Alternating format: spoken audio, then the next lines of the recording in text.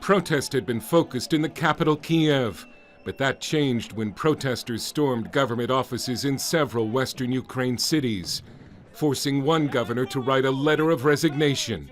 The situation in Kiev had been simmering for 2 months before boiling over this week.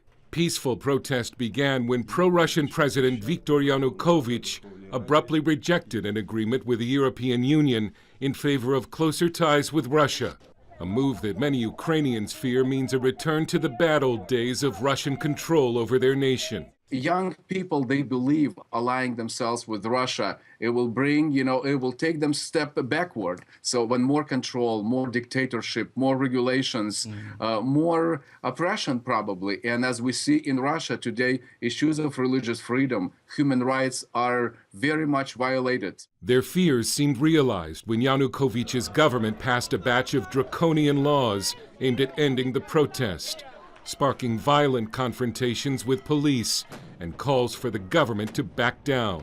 The president is to sack the government and to repeal all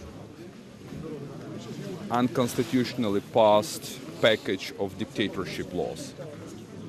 If we get this result, I strongly believe that we can resolve the crisis.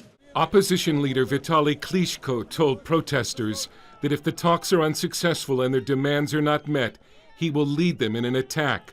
He already accuses the government of having the blood of protesters on its hands after 4 deaths were reported in clashes this week.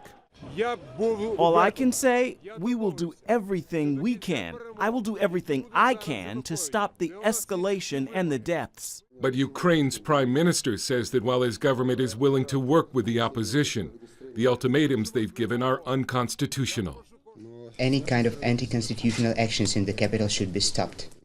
Sergei Rakuba of the US-based Russian ministries told CBN News that the anti-protest laws are having a negative impact on the church. One of those points mentions that all non-governmental organizations that receive support from abroad, they will be registered and